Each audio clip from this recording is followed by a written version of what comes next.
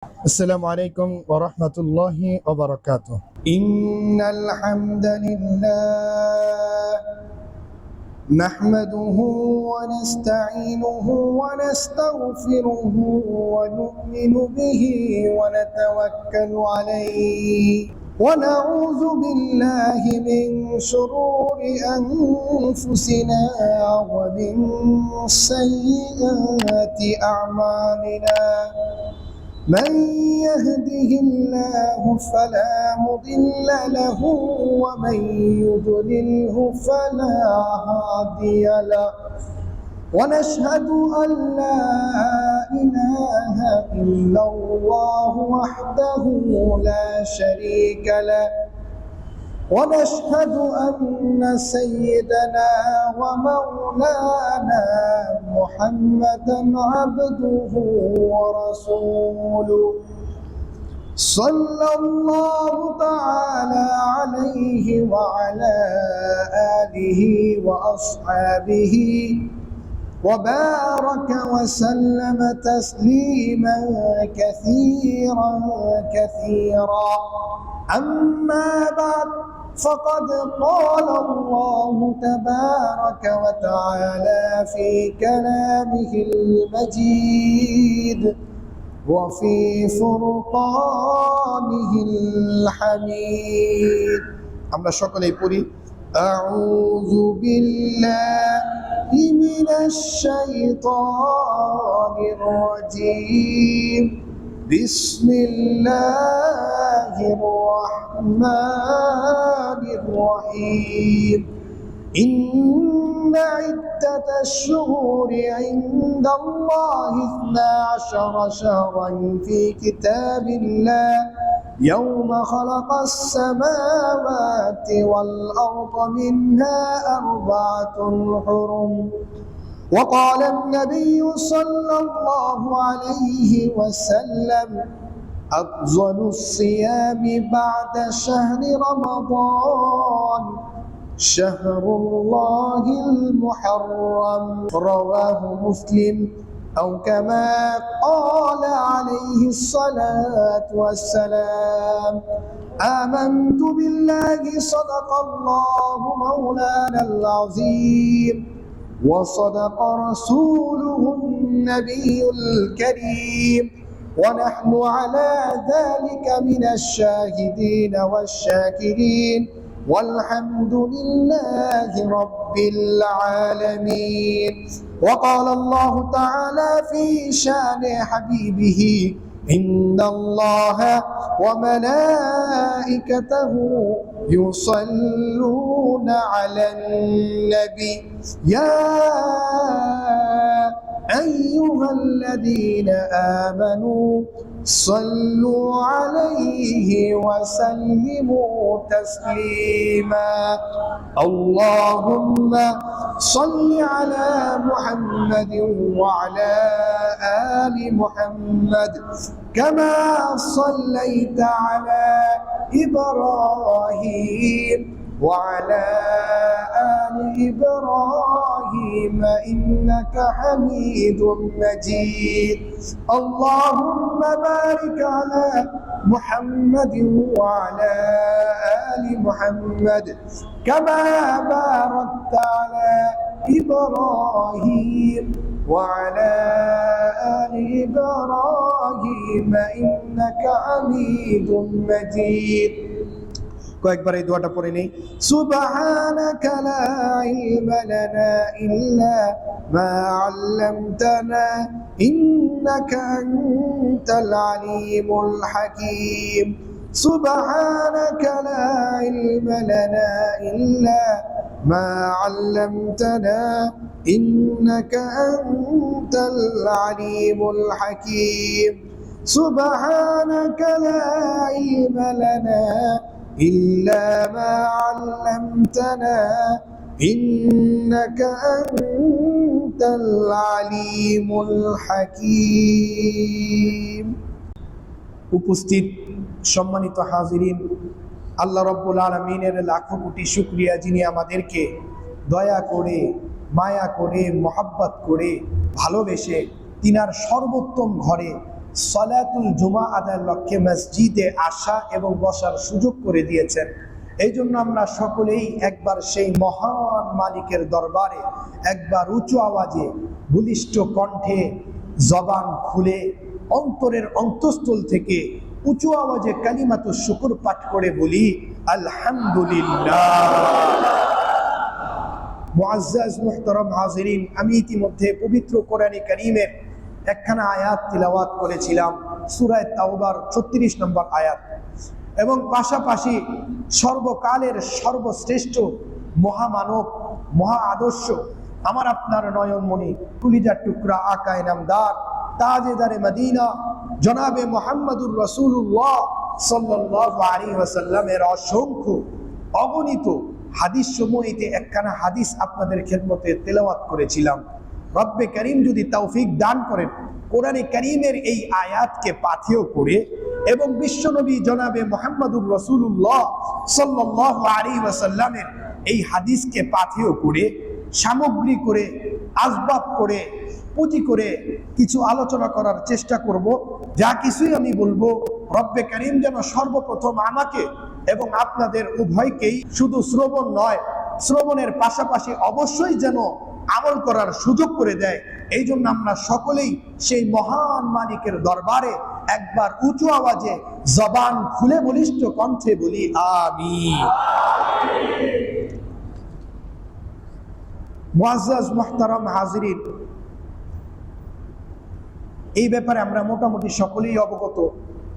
আজকে জিলহজ মাসের 28 তারিখ, দু একদিন পরেই মুহররম মাস শুরু হয়ে যাবে। তো এই জন্য আমার মুহতারাম হাজিরিন, মুহররম মাসের কি কি কাজ করণীয় আর কি কি কাজ বর্জনীয় এবং মুহররমের তাৎপর্য এবং ফজিলত সম্পর্কে কিছু মোটামুটি আলোচনা করব ইনশাআল্লাহ।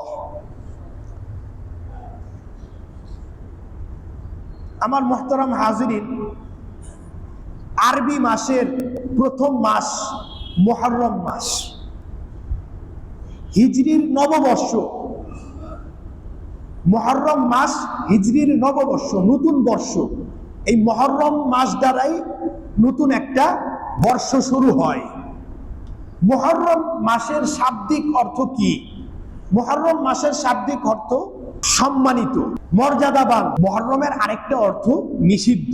যেহেতু মুহররম মাস আরবি মাসের প্রথম মাস, এই জন্য মুহররম মাসের তাৎপর্য, গুরুত্ব, ফজিলত অনেক বেশি। আল্লাহর রাসূল সাল্লাল্লাহু আলাইহি ওয়াসাল্লাম মক্কা থেকে যে মদিনায় যে হিজরত করেছেন, এই হিজরতের ঘটনাকে স্মরণীয় রাখার জন্যই পরবর্তীতে এই হিজরি মাসটা প্রবর্তন হয়েছে, এই হিজরি মাসটা চালু করা হয়েছে।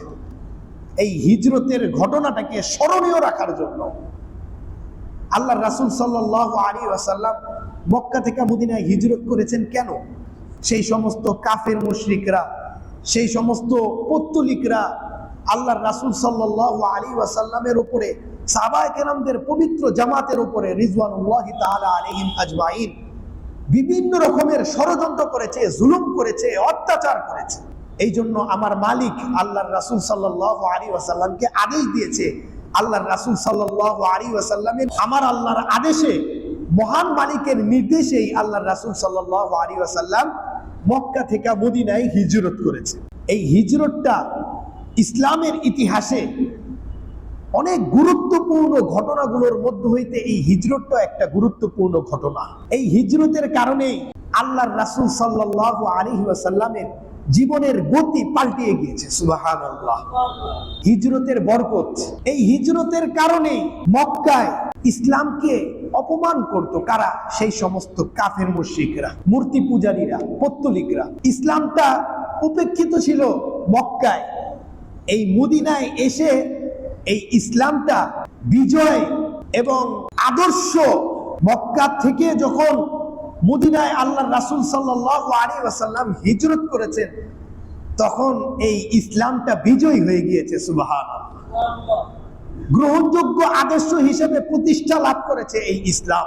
মক্কায় শুধু আমার রাসূল সাল্লাল্লাহু আলাইহি ওয়াসাল্লাম শুধু ধর্ম প্রচারক হিসেবে পরিচিত ছিলেন, শুধু দাওয়াতি কাজ করেছেন,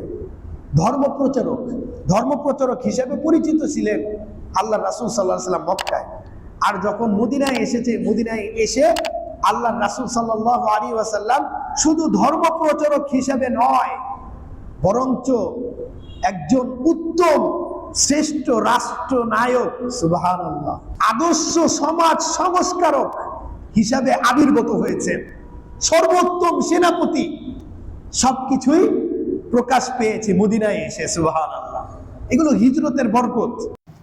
যেই সকল মুসলমানগণ মক্কায় ছিলেন নির্যাতিত, গৃহহীন, সংখ্যালঘু সম্প্রদায়, মদিনায় এসে তারাই মর্যাদা সম্পূর্ণ ও সংখ্যাগরিষ্ঠ সম্প্রদায় হিসেবে প্রতিষ্ঠিত হন। মদিনায় এসে ইসলামটা সকলের উপরে শ্রেষ্ঠ হয়ে গিয়েছে এবং আন্তর্জাতিক গ্রহণযোগ্য আদর্শ হিসেবে ব্যাপকভাবে প্রসার লাভ করেছে, সুবহানাল্লাহ। এইগুলো হিজরতের বরকত। এই গুরুত্বপূর্ণ যেই ঘটনা, এই ঘটনাটাকে আমাকে আপনাকে স্মরণ করিয়ে দেয়। এই গুরুত্বপূর্ণ ঘটনাকে স্মরণীয় রাখার জন্যই এই হিজরি বর্ষটা চালু করা হয়েছে। এই হিজরতটাও ইসলামের ইতিহাসের অন্যতম একটা গুরুত্বপূর্ণ বিষয়। তো আমার মুআজ্জাজ মুহতারাম হাজরিন, চন্দ্র মাসের হিসাব রাখা এটি কিন্তু ফরজে কেফায়া সকল উম্মতের উপরে, উম্মতে মুহাম্মাদের উপরে। মুহররম মাস চন্দ্র মাসের প্রথম মাস এবং প্রথম বর্ষ এই মুহররম মাস। এই যে মুহররম মাসের যে হিসাব, আরবি মাসের যে হিসাব রয়েছে, এই আরবি মাসের হিসাবটা চন্দ্র মাস দ্বারা করা হয়ে থাকে, চাঁদের হিসাব দ্বারাই এই আরবি মাসটা হয়ে থাকে। ইংরেজি মাসের হিসাব সূর্য দ্বারা করা হয়ে থাকে, এই জন্য বলা হয় সৌরবর্ষ। আর যেহেতু আরবি মাসের হিসাব চন্দ্র দ্বারা করা হয়ে থাকে, এই জন্য এটাকে বলা হয় চন্দ্রবর্ষ। ইসলামের বেশিরভাগ যে বিধিবিধান রয়েছে, নিয়ম কানুন রয়েছে, এইগুলো কিন্তু চাঁদের হিসাবের সাথে যুক্ত রয়েছে। চাঁদের হিসাবের উপরে ভিত্তি করেই ইসলামের বিভিন্ন বিষয়গুলো আমল করা হয়ে থাকে। আমার আপনার যেই সমস্ত আমলগুলো রয়েছে, ইসলামে যেই সমস্ত গুরুত্বপূর্ণ, যেই সমস্ত বড় বড় আমলগুলো রয়েছে, এই আমলগুলো চন্দ্রের হিসাবের সাথে যুক্ত রয়েছে, লিপ্ত রয়েছে। এই জন্য চন্দ্র মাসের হিসাব করা এটি অনেক গুরুত্বপূর্ণ বিষয়। এটি ফরজে কেফায়া, সুন্নত না আর মুস্তাহাব না, ফরজে কেফায়া। ফরজে কেফায়া কাকে বলা হয় ইনশাআল্লাহুল আজিজ বলবো। যেমন রোজা, হজ, যাকাত, কুরবানি ইত্যাদি ইত্যাদি, এই সমস্ত যে নেক কাজগুলো করি, এই যে বড় বড় আমলগুলো করা হয়, এইগুলোর আমল কিন্তু চন্দ্র মাসের হিসাব অনুযায়ী করা হয়। ফরজে কেফায়া বলতে কাকে বলা হয়? কিছু লোক যদি আদায় করা হয় তাহলে সকলের পক্ষ থেকে এটা আদায় হয়ে যায়। যেমন জানাজার নামাজ ফরজে কেফায়া, কিছু লোক যদি আদায় করে সকলের পক্ষ থেকে এটা আদায় হয়ে যাবে। কেউ যদি আদায় না করে তাহলে সকলেই কিন্তু গুনাহগার হয়ে যাবে। এই জন্য চন্দ্র মাসের হিসাব করা উম্মতের জন্য ফরজে কেফায়া। আমাদের দেশে যেহেতু ইসলামিক ফাউন্ডেশন কর্তৃক জাতীয় চাঁদ দেখা কমিটির মাধ্যমে এই কাজটাকে আঞ্জাম দেওয়া হয়ে থাকে, তো এই জন্য উনারাই এই দায়িত্বটা যথাযথভাবে পালন। যদি এই জাতীয় চাঁদ দেখা কমিটি না থাকতো তাহলে প্রতি মাসে আমাদের চন্দ্রের হিসাব অবশ্যই একটা দল রাখতে হতোই, না হলে কিন্তু সকলেই আমরা গুনাহগার হয়ে যেতাম। চন্দ্র মাসের হিসাব রাখা এতটাই গুরুত্বপূর্ণ যে একদিন যদি কম বেশ হয়ে যায় তাহলে প্রত্যেকটা গুরুত্বপূর্ণ আমলগুলো নষ্ট হয়ে যাবে। কিভাবে? যেমন রমজান মাসের রোজা, শাবান মাস যদি 29 হয়ে থাকে কিন্তু কেউ যদি অবহেলা করে যদি শাবান মাসকে 30 ধরা হয়ে থাকে, তাহলে রমজান মাসের একটা রোজা সে বঞ্চিত হয়ে গেল। ইচ্ছাকৃতভাবে যদি একটা রোজা না রাখে, সারা বছরও যদি সে রোজা আদায় করে, একটা রোজার ফজিলত সে কখনো পাবে না, একটা রোজার হক সে কখনো আদায় করতে পারে। ইয়াউমে আরাফা, 9 তারিখে আরাফার দিন হাজী সাহেবগণ 9 তারিখে অবস্থান করে, কেউ যদি 8 তারিখে অবস্থান করে তাহলে কিন্তু সেই একদিন নষ্ট হয়ে গেল। হজের মতো বিরাট গুরুত্বপূর্ণ যেই আমল রয়েছে এই আমলটা নষ্ট হয়ে গেল। ঠিক একইভাবে কেউ যদি 9 জিলহজের মধ্যে কুরবানি, ঈদুল আযহা যদি ঈদের নামাজ পড়ে তাহলে এটা হবে? এটা কখনো হবে না। ঠিক একইভাবে 9 জিলহজে যদি কেউ কুরবানি করে তাহলে এই কুরবানি আল্লাহর দরবারে কবুল হবে না। তাহলে বোঝা গেল এই একদিনের বেশকমের কারণে মুসলমানদের যেই গুরুত্বপূর্ণ যেই আমলগুলো রয়েছে এই গুরুত্বপূর্ণ আমলগুলো নষ্ট হয়ে যাবে। তাহলে বোঝা গেল চন্দ্র মাসের হিসাব রাখা অবশ্যই অবশ্যই এটি উম্মতের উপরে ফরজে কিফায়া। এই হিসাবটা অবশ্যই রাখা জরুরি, কেননা মুসলমানদের গুরুত্বপূর্ণ আমলগুলো এটার সাথে জড়িত রয়েছে, সংযুক্ত রয়েছে। একটু উলট পালট হলে সবকিছু শেষ হয়ে যাবে। তো এই জন্য আমার মুহতারাম হাজিরিন, এই যে চন্দ্রবর্ষ, আমরা মুসলমান কিন্তু আমাদের মধ্যে অনেকে দেখা যায় আমরা আরবি মাসের যে হিসাব রয়েছে, আরবি মাসের যে নামগুলো রয়েছে, কত হিজরি যে চলছে এটাও ঠিক মতো বলতে পারি না।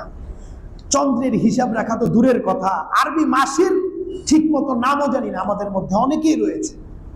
আর অথচ অত্যন্ত আফসোসের বিষয়, পরিতাপের সাথে বলতে হয়, আফসোসের সাথে লজ্জার সাথে বলতে হয়, এই ইংরেজি নববর্ষ যখন 31 নাইট যখন আসে তখন জ্ঞানী, গুণী, শিক্ষিত, অশিক্ষিত সমাজের সকলের বেশিরভাগ লোকেরাই এই 31 নাইটকে বরণ করার জন্য রাতের বেলা অপেক্ষা করতে থাকে। নাউযুবিল্লাহি মিন যালিক। আর অথচ এই যে অপেক্ষা করে আর বিভিন্ন রকমের যে এইটাকে কেন্দ্র করে এই 31 নাইট উদযাপনের মধ্য দিয়ে কত যে অঘটন ঘটে এটার কোনো সীমা নাই। আর অথচ এইগুলোর সাথে না দিনের কোনো সম্পর্ক রয়েছে, না দুনিয়াবি কোনো কল্যাণ রয়েছে, ঈমান আমল সবকিছুই তারা বরবাদ করে দেয়। নাউযুবিল্লাহি মিন যালিক। না ইহকালীন কোনো কল্যাণ রয়েছে, না পরকালীন কোনো কল্যাণ রয়েছে। এই জন্য আমার মুহতারাম হাজিরিন, ইসলামের আদর্শে আদর্শিত হতে হবে, আল্লাহর রাসূল সাল্লাল্লাহু আলাইহি ওয়াসাল্লামের আদর্শে আদর্শিত হতে হবে। আরবি মাসের হিসাব রাখতে হবে, কত হিজরি চলছে, কত হিজরি আসবে, এইগুলোর স্মরণ রাখতে হবে। তাহলেই দেখা যাবে আলহামদুলিল্লাহ আল্লাহ রাব্বুল আলামিন সবকিছু আমাকে আপনাকে সবকিছু সহজ করে দিবে। সুবহানাল্লাহ। তো এই জন্য মুহতারাম হাজিরিন, যাই হোক, মুহররম মাসের যেই তাৎপর্য রয়েছে, মুহররম মাসের যেই গুরুত্ব রয়েছে, আমি শুরুতেই বলেছিলাম মুহররমের শব্দের অর্থ নিষিদ্ধ। মুহররম শব্দের অর্থ আরেকটা সম্মানিত, মর্যাদাওয়ালা। মুহররম শব্দের অর্থ যেই নিষিদ্ধ, এই নিষিদ্ধের যেই তাৎপর্য রয়েছে এটার গুরুত্ব কিভাবে? ইসলামের পূর্বে আল্লাহর রাসূল সাল্লাল্লাহু আলাইহি ওয়াসাল্লামের আনিত যে ইসলাম ধর্ম রয়েছে, ইসলাম ধর্মের পূর্বেও এই 4টা মাসকে নিষিদ্ধ ছিল, এই 4 মাস নিষিদ্ধ ছিল। এই 4 মাসের মধ্যে যুদ্ধ, বিগ্রহ, মারামারি, হানাহানি, কাটাকাটি, জুলুম, অন্যায়, অত্যাচার এই 4টা মাসের মধ্যে তারা করতো না, ইসলামের পূর্বেও। তো ইসলাম আসার পরেও এই 4টা মাসে যুদ্ধ করা, মারামারি, হানাহানি, কাটাকাটি, চুরি, ডাকাতি, লুণ্ঠন ইত্যাদি এইগুলো অন্যায়, অপরাধ এইগুলো বন্ধ ছিল শুরুর দিকে। পরবর্তীতে যখন কাফের মুশরিকরা একের পর এক মুসলমানদের উপরে জুলুম করছে, বিভিন্ন রকমের ষড়যন্ত্র করছে, তখন যে এই যে নিষিদ্ধর যে বিধান, এই নিষিদ্ধর বিধানটা আমার আল্লাহ উঠিয়ে দিয়েছে। এখন যে কোনো সময় নিষিদ্ধ মাসের যেন অপেক্ষা না করা হয়, যে কোনো সময়, যে কোনো মুহূর্তে কাফের মুশরিকরা যদি মুসলমানদের উপরে আক্রমণ করে, এটার উচিত যেন জবাব মুসলমানরা দেয়, নিষিদ্ধ মাসের যেন অপেক্ষায় না থাকে। সেই 4টা মাস যে নিষিদ্ধ ছিল, এই নিষিদ্ধ মাসগুলো কি কি ছিল? জিলকদ, জিলহজ, মুহররম, রজব। জিলকদ, জিলহজ, মুহররম, রজব, এই 4টা মাস নিষিদ্ধ ছিল শুরুর দিকে, কিন্তু পরবর্তীতে এই বিধানটা উঠে গিয়েছে। এই হইল মুহররম মাস, যে নিষিদ্ধ সম্মানিত মাস আর নিষিদ্ধ মাস। এই নিষিদ্ধ যে শব্দ রয়েছে, এই নিষিদ্ধ শব্দের ব্যাখ্যা এই। মুহররমের আরেকটা অর্থ সম্মানিত, মর্যাদাবান। এই যে মর্যাদাবান, সম্মানিত, এটা এখন পর্যন্ত বহাল রয়েছে, কিয়ামত পর্যন্ত এটা বহাল থাকবে। সুবহানাল্লাহ। মুহররম মাস যে সম্মানিত, এক অর্থ নিষিদ্ধ। এটা ইসলামের শুরুর দিকে ছিল, কিন্তু পরবর্তীতে এই নিষিদ্ধর বিধান উঠে গিয়েছে। কাফের মুশরিকরা যে কোনো সময় যদি এই সম্মানিত মাসগুলোর মধ্যেও যদি আক্রমণ করে, তাহলে তোমরা এটা কঠিন জবাব দিবে। এই নিষিদ্ধর বিধান উঠে গিয়েছে। আর দ্বিতীয় যেই অর্থ সম্মানিত, এই সম্মানিতর যেই অর্থটা, এই অর্থটা কিয়ামত পর্যন্ত থাকবে। মুহররম মাস যে সম্মানিত, 4টা মাস, এই সম্মানিত এটা অবশ্যই অবশ্যই কিয়ামত পর্যন্ত থাকবে। যেটি সূরা তাওবার 36 নম্বর আয়াতে আমার মালিক বলেন, 10 পারার হাফিজি কোরআন শরীফের 11 নম্বর পৃষ্ঠার শেষে রয়েছে। আমার মালিক কি বলেন? ইন্না ইদ্দাতাশ শুহুরি ইনদাল্লাহি 12 শাহরান ফি কিতাবিল্লাহ ইয়াওমা খালাকাস সামাওয়াতি ওয়াল আরদা মিনহা আরবাতুন হুরুম। যবে থেকে আসমান জমিন সৃষ্টি করেছে, সেই সময় থেকেই 12 মাসে 1 বছর। সুবহানাল্লাহ। আল্লাহর বিধান অনুযায়ী 12টা মাসে 1 বছর। আর এই 12টা মাসের মধ্য হইতে আমার মালিকের বিধান 4টা মাসকে আমার আল্লাহ সম্মানিত করেছে। সেই 4টা মাস কি? জিলকদ, জিলহজ, মুহররম, রজব।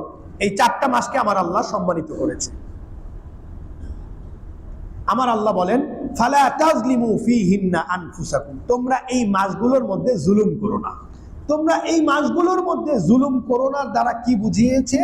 আমার মালিক এই কথাই বুঝিয়েছে, তোমরা এই মাসগুলোর মধ্যে জুলুম করো না।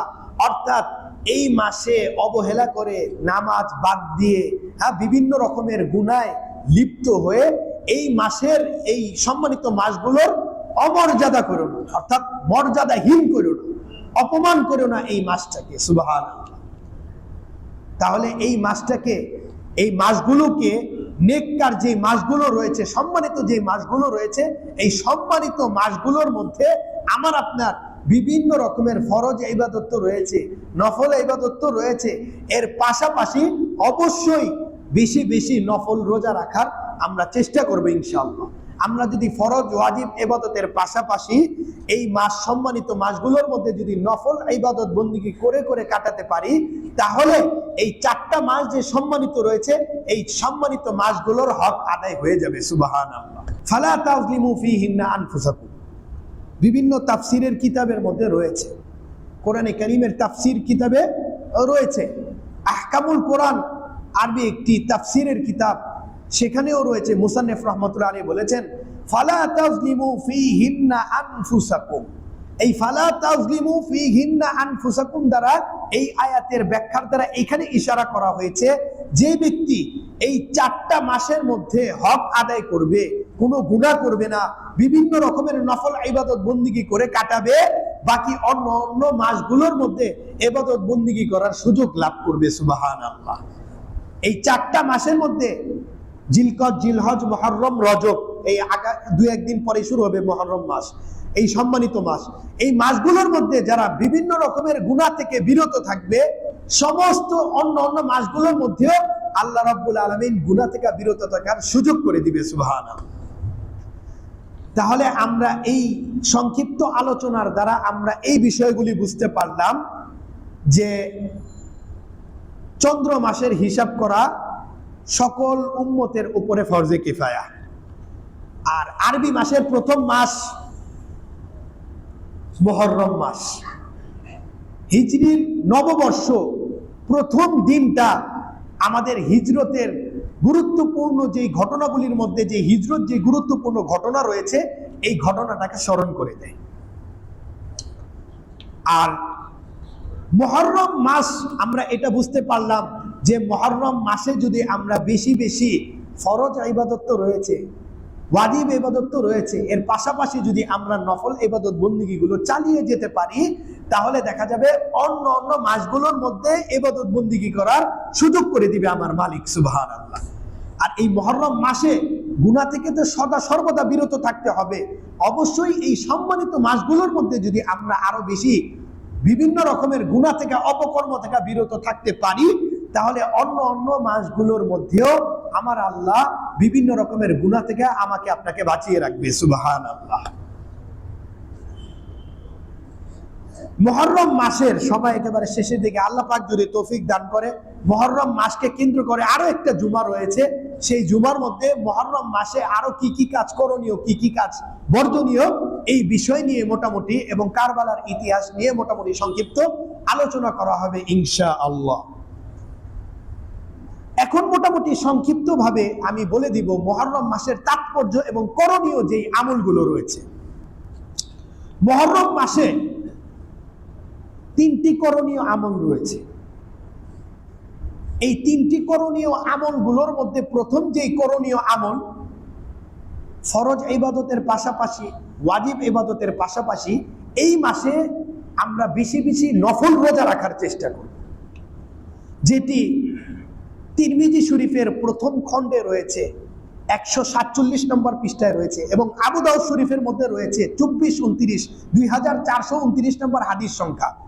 আমার রাসূল সাল্লাল্লাহু আলাইহি ওয়াসাল্লাম কি বলেছে? মুসলিম শরীফে রয়েছে প্রথম খণ্ডে, আফজালুস সিয়ামি বাদা রমাদান, আফজালুস সিয়ামি বাদা শাহরি রমাদান শাহরুল্লাহিল মুহাররম, ওয়া ইন্না আফজালাস সালাতি বাদাল মাফরুদাতি সালাতুম মিনাল লাইল। রমজান মাসের পরে, রমজানের রোজার পরে সর্বশ্রেষ্ঠ যেই রোজা রয়েছে, সর্বোত্তম যেই রোজা রয়েছে, সেটি হলো মুহররমের রোজা। সুবহানাল্লাহ। ফরজ নামাজের পরে সর্বোত্তম যেই নামাজ রয়েছে সেটি কোন নামাজ? সালাতুম মিনাল লাইল, রাতের নামাজ, অর্থাৎ তাহাজ্জুদের নামাজ। তাহলে যেহেতু মুহররম মাসটা সম্মানিত মাস, এই মাসগুলোর মধ্যে যে কোনো দিনে যদি আমরা রোজা রাখতে পারি, এই নফল রোজাটা অন্য অন্য মাসের নফল রোজার থেকে আরো দ্বিগুণ সওয়াব আমার আপনার আমলনামার মধ্যে দান করবে। সুবহানাল্লাহ। আর রাতে তাহাজ্জুদের নামাজ পড়ার চেষ্টা করব, যেহেতু সম্মানিত মাস, অন্য অন্য মাসের থেকে আল্লাহ রাব্বুল আলামিন দ্বিগুণ সওয়াব আমার আপনার আমলনামার মধ্যে দান করবে। সুবহানাল্লাহ। এটি প্রথম করণীয় আমল। মুহররম মাসের দ্বিতীয় যেই করণীয় আমল রয়েছে সেটি হলো আশুরা, 10 তারিখের রোজা রাখা। এই 10 তারিখের রোজার ব্যাপারে আমার রাসূল সাল্লাল্লাহু আলাইহি ওয়াসাল্লাম কি বলেছে, যেটি তিরমিজি শরীফে রয়েছে প্রথম খণ্ডের 158 নম্বর পৃষ্ঠায় মূল কিতাবের মধ্যে রয়েছে। আমার রাসূল সাল্লাল্লাহু আলাইহি ওয়াসাল্লাম কি বলেন? সিয়ামু ইয়াউমি আশুরা ইন্নী আহতাসিবু আলাল্লাহি আন ইউকাফিরাস সানাতা আল্লাতী ক্বাবলা।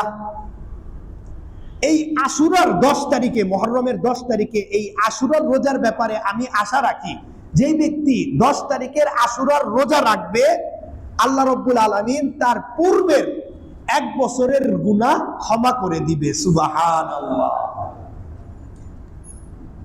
সগীরা গুনাহ আল্লাহ রাব্বুল আলামিন ক্ষমা করে দিবে, যেটি তিরমিজি শরীফে রয়েছে, মুসলিম শরীফে রয়েছে, 1 নম্বর খণ্ডে রয়েছে, 158 পৃষ্ঠা। সিয়ামু ইয়াউমি আশুরা আহতাসিবু আলাল্লাহি আন ইউকাফিরাস সানাতা আল্লাতী ক্বাবলা।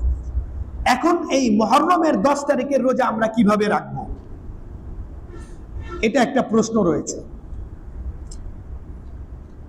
যেটি মুসনাদে আহমদ নামক কিতাবের মধ্যে রয়েছে, মূল কিতাবের 1 নম্বর খণ্ডে রয়েছে, 241 পৃষ্ঠায় রয়েছে, এবং মুসনাদে আহমদের হাদিস সংখ্যা 2154 নম্বর হাদিস সংখ্যা। এইখানে আমার রাসূল কি বলেন? আমার রাসূল একটা পদ্ধতি বলে দিয়েছে। আমরা শুধু 10 তারিখে রোজা রাখবো না মুহররম মাসে, এর 9 তারিখের সাথে 10 তারিখ কিংবা 10 তারিখের সাথে 11 তারিখ মিলিয়ে রাখবো, যেটি মুসনাদে আহমদের 2154 নম্বর হাদিস সংখ্যায় আমার রাসূল সাল্লাল্লাহু আলাইহি ওয়াসাল্লাম কি বলেছেন? قال النبي صلى الله عليه وسلم, তোমরা কি করো? সুমু ইয়াউমা আশুরা, তোমরা আশুরার দিনে রোজা রাখো, 10 তারিখে তোমরা রোজা রাখো। সুমু ক্বাবলাহু ইয়াউমান, তারপর আরেকটা হাদিসের ভাষা রয়েছে, ওয়া খালিফু ফীহিল ইয়াহুদ, এবং তোমরা ইহুদিদের বিরোধিতা করো, কেননা ইহুদিরাও 10 তারিখে রোজা রাখতো। ওয়া খালিফু ফীহিল ইয়াহুদ, তোমরা ইহুদিদের বিরোধিতা করো।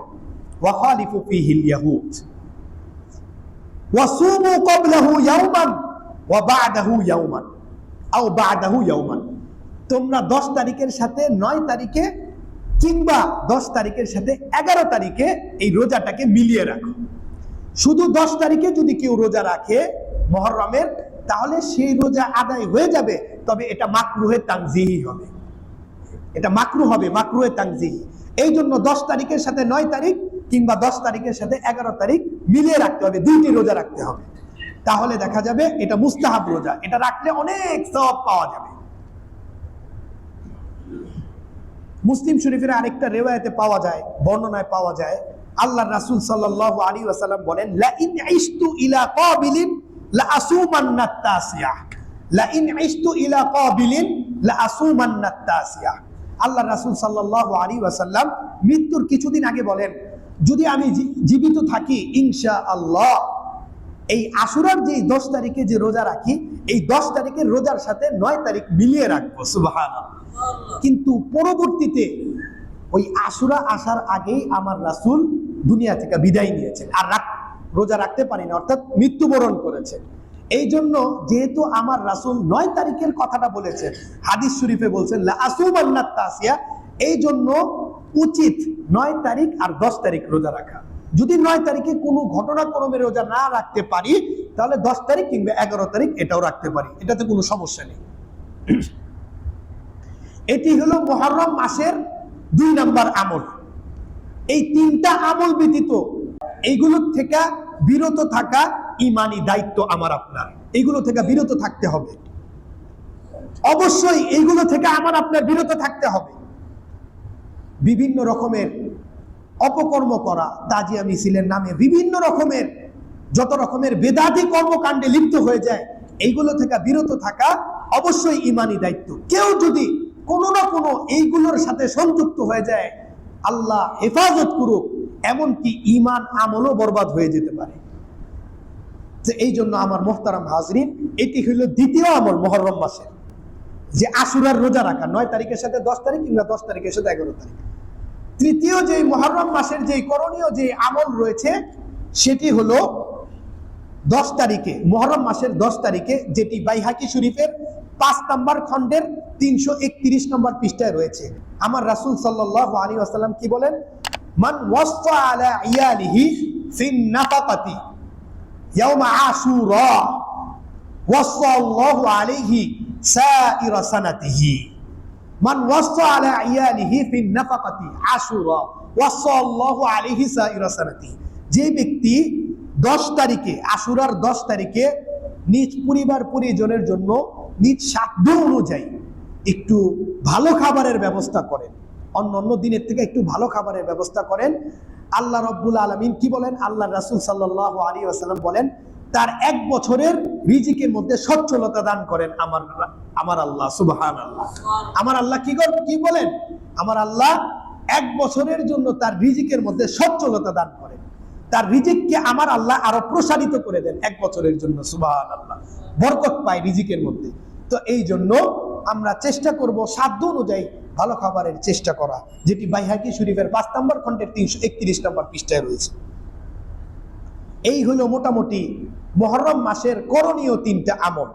আরো কিছু কারবালার ইতিহাস রয়েছে, হ্যাঁ, হযরত হুসাইন রাদিয়াল্লাহু তাআলা আনহুর শাহাদাতের ঘটনা রয়েছে, হ্যাঁ, আরো কিছু মোটামুটি আলোচনা রয়েছে। আল্লাহ রাব্বুল আলামিন, সময় যেহেতু একেবারে শেষের দিকে, আল্লাহ রাব্বুল আলামিন যদি তৌফিক দান করেন, সামনের জুমার মধ্যে আরো কিছু করণীয় এবং যেই সমস্ত আমলগুলো আশুরাকে কেন্দ্র করে বর্জনীয়, এইগুলো বিষয় নিয়ে মোটামুটি কিছু আলোচনা করব ইনশাআল্লাহ। যা কিছুই বলেছি, রব্বে কারীম যেন সর্বপ্রথম আমাকে এবং আপনাদের উভয়কেই শুধু শ্রবণ নয়, শ্রবণের পাশাপাশি অবশ্যই যেন আমল করার সুযোগ করে দেয়। এই জন্য আমরা সকলেই একবার উঁচু আওয়াজে সেই মহান মালিকের দরবারে বলিষ্ঠ কণ্ঠে জবান খুলে বলি আমিন আমিন। ওয়া আখিরু দাওয়ানা আনিল হামদুলিল্লাহি রাব্বিল আলামিন।